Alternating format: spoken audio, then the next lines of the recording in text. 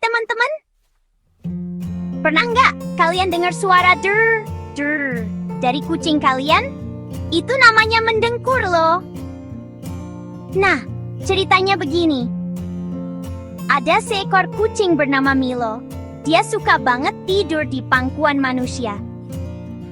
Setiap kali dia merasa nyaman, senang, atau lagi manja, suara der, der itu pun keluar sendiri. Ternyata, kucing mendengkur itu tanda bahagia.